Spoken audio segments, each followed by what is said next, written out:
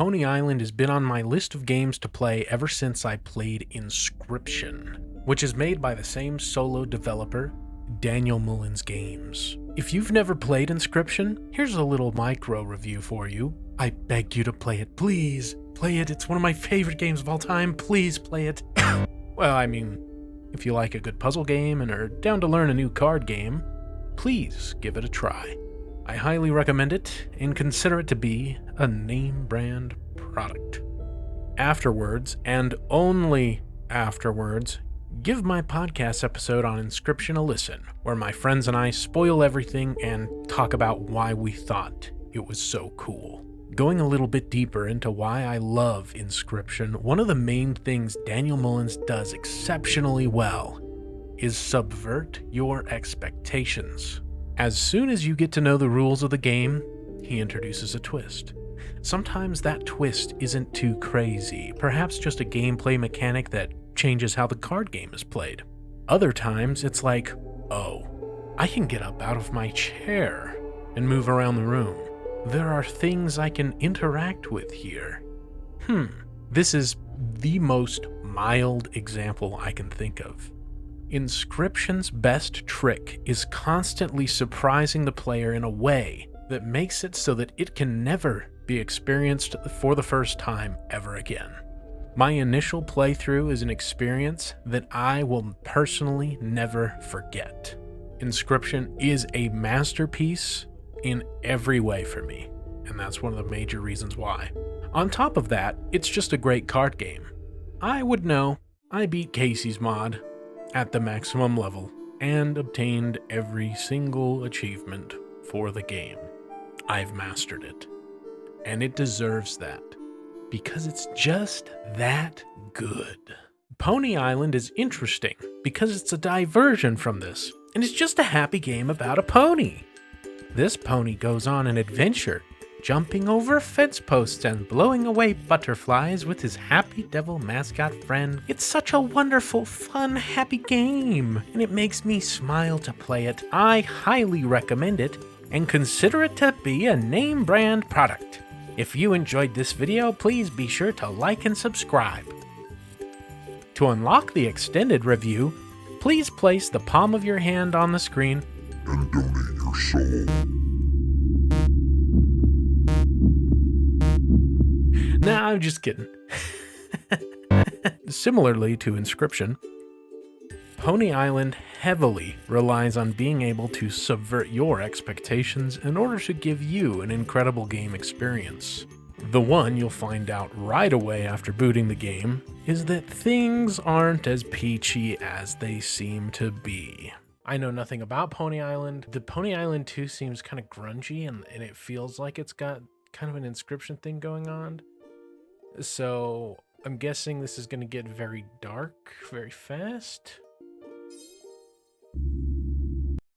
Immediately it loses all color. Almost immediately, the very first thing, Dan is a genius. I love him so much. Do I poke around the options? No, let's just start. Let's just poke around the options. Not that they deserve to be compared, but Inscryption's core game, the card game, is entirely fun by its own merit. The surprises along the way make for a mind-blowing gaming experience, but that's not all that makes it great. In Pony Island, the surprises are the core of what make the game special, which means I have a tough job. By making this video, I will be spoiling what I believe makes Pony Island a game worth picking up. So that said, if you trust me and have 4 hours of game time laying around with a few bucks to spare, I'm telling you up front that Pony Island is a game worth not just playing, but completing 100%. In doing so, you'll learn the full context of the story of the game and be properly prepared for Pony Island 2 Panda Circus, coming out later this year or next year. To start, let's dive into the part of Pony Island that makes it truly worth playing: the story and the lore. I'm going to do so chronologically, so at any point you can stop the video, get the game, and continue to be surprised beyond the part of the video that you did not watch. So, let's begin. A computer awakens from sleep. A game menu. Pony Island. It's broken. So you poke around the options and fix it yourself through an option in the settings. Then begin to play. It's pretty simple.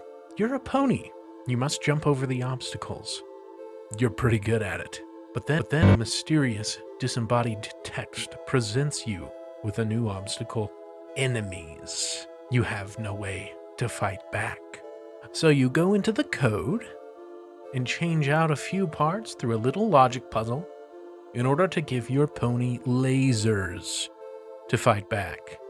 This is the first of many of these puzzles, which are probably the most appealing part of the gameplay to Pony Island, which is a section I'll round out later. You're kicked out of the game onto a desktop, and a being called Hopeless Soul starts messaging you. They state that there are 3 core files which make up the system, and that when destroyed will free you, him, and many others. That's when we learn the devil is also in this game. He messages you as well. It's very clear the devil has power over all in this digital world. You do a few more things and make your way to the first core file, which is protected by a daemon or demon. This is the first boss fight. You manipulate the code, he manipulates the code. You must outsmart him in order to unlock the core file and delete it. Doing so reboots the computer.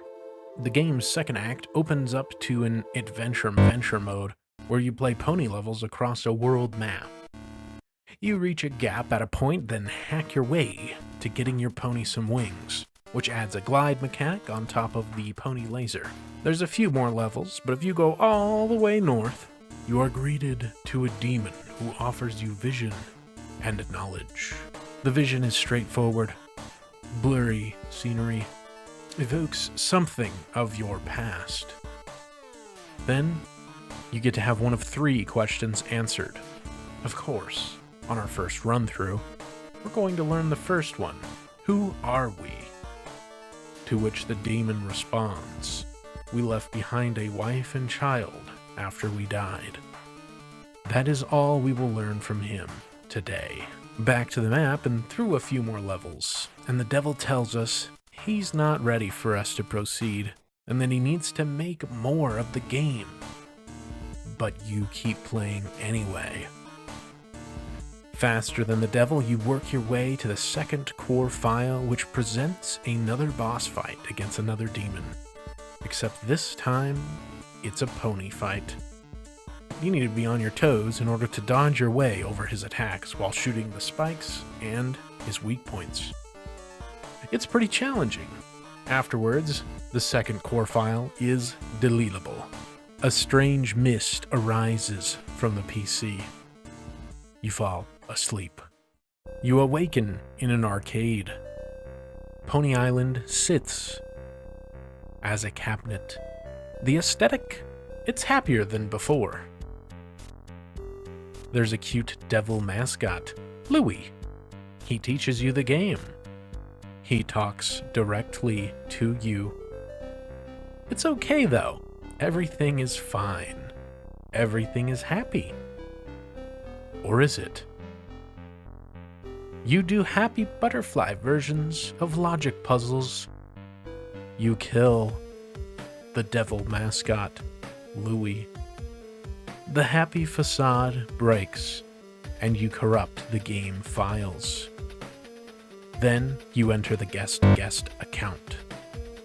Hopeless Soul contacts you again. It's been 331 years. One core file still remains. Thousands of souls are at stake.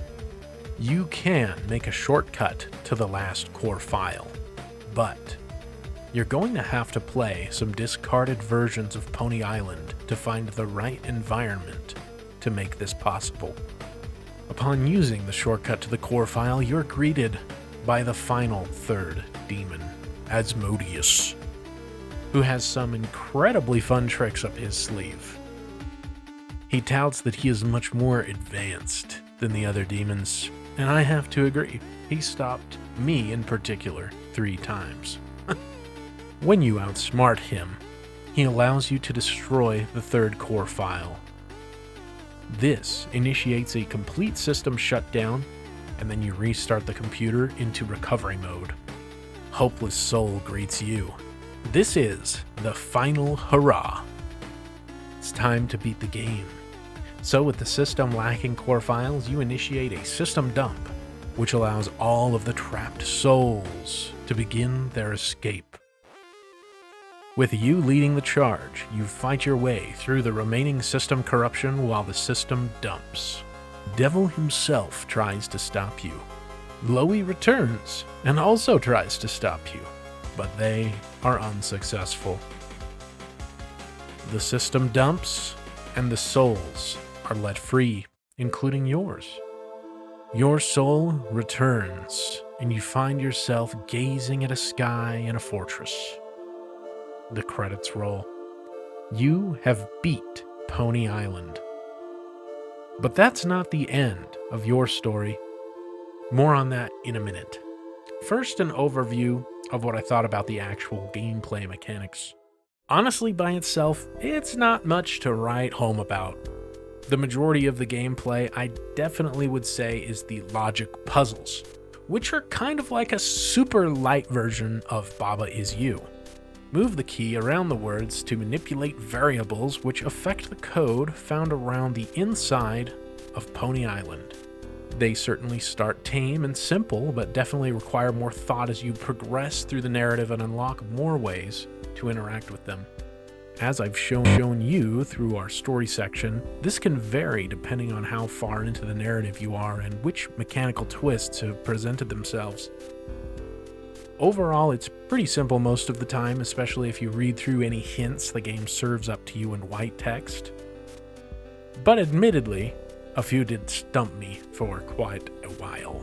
The mini-games alongside it all are actually pretty fun little time wasters, and I'll include collecting tickets in this as well. Being generally curious will earn you a ticket here or there for doing this or that, but sometimes the mini-games are right there for you to click on and play, like the Pony Galaxy game or Settlers of Satan.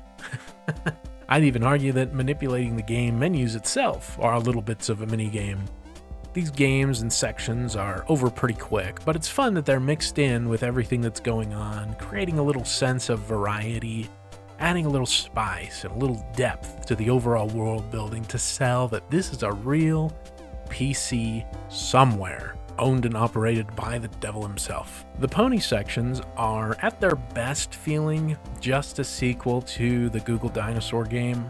Jump, shoot, avoid things, 2 buttons in your reflexes. As you've seen over the course of the entire game, this hardly changes in the slightest. It's very mechanically shallow, if I'm being completely honest. Unlike Inscryption's fun core card game, I'm not coming back to Pony Island to play the core pony sections here. I don't even think I would consider coming back to play the logic puzzles either. In fact, the more difficult pony sections are reliefs once you finish them. The ones that occur near the end are brutal and unforgiving. But the gameplay being this way is poetic genius by design. Why? Let's talk about what you realize on completing the game. Well, first, like I mentioned earlier, your journey with Pony Island should not end when you first roll credits. The true ending doesn't even roll any credits. In fact, if you've played previously and have not obtained every achievement and 100% completed the game, this is the point of the review where I am urging you to go and do so. It is key for you to learn more about the character you're playing and to learn about the true nature of Pony Island. This information completely recontextualizes the entirety of the game. So much so that it's like a Shyamalan level twist. And guess what? According to Steam achievements, 92.3% of players have not experienced it and may not even realize it exists. This is not to mention that only 51.3% of players are even getting to the credits normally. You might groan from this recommendation. I get it. It took me personally 2 additional hours of game time following a guide in order for me to learn the other 4 secrets of my past and to get the rest of the 24 tickets. But it's super worth it. I highly recommend you follow a guide or watch my playthrough where I follow a guide up on my second channel, because some of these tickets are quite tricky to find. Learning the rest about your character, though, you might be able to do on your own. But to get the last of Pony Island's secrets, we start the game up again, and since we've beat it before, we can actually skip right into the adventure portion, where we'll be heading north to Baphomet so we can receive another one of his visions. You have to repeat this sequence one more time after this to max out your knowledge from him particularly, but like I said, it's absolutely worth it to learn the big twist that recontextualizes everything. First up, let's learn when we died. Baphomet responds with the year 12. So, Pony Island is $5, goes on sale regularly, and when it does, it gets the $1 an hour guarantee. It has been an exceptionally enjoyable 4.7 hours of my life, and I'm glad to have played it to prepare myself for the upcoming sequel. I consider Pony Island to be a name brand product and suggest that you play it as well. It's available on Mac, Windows, and Linux, all the PCs, but should you not have access to a PC or $5, might I recommend that you watch my playthrough? I recorded myself playing the entirety of Pony Island, and I'll put that in a playlist up on my second channel. Okay, thanks, and goodbye.